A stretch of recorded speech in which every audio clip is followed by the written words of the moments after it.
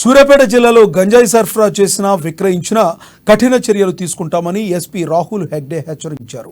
గంజాయి ముఠాపై నిఘా ఉంచామని ఆయన స్పష్టం చేశారు. జిల్లాలో గంజాయి రవాణా చేస్తున్న 5 నిందితులను అరెస్టు చేశామని ఆయన తెలిపారు. ఈ కేసుకు సంబంధించిన వివరాలను ఆయన మీడియాకు వివరించారు. గంజాయి స్మగ్లింగ్పై కళాశాలలు, గ్రామాల్లో అవగాహన కార్యక్రమాలు నిర్వహిస్తున్నామని తెలియజేశారు. తల్లిదండ్రులు, ఉపాధ్యాయులు పిల్లలపై దృష్టి పెట్టాలని, వ్యసనాలకు బానిస కాకుండా చూడాలని సూచించారు.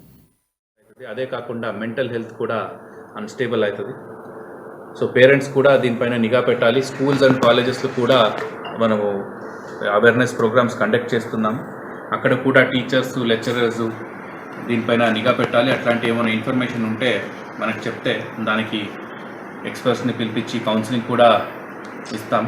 అట్లనే ఎవరికైనా రీహాబిలిటేషన్ అవసరం ఉంటే దానికి కూడా మనం కోఆపరేట్ టీఎస్ న్యాబ్ అని హైదరాబాద్ స్టేట్ లెవెల్లో కూడా ఒక ఆర్గనైజేషన్ చేయడం జరిగింది. సో అక్కడి నుంచి కూడా మానిటరింగ్ చేస్తున్నాం.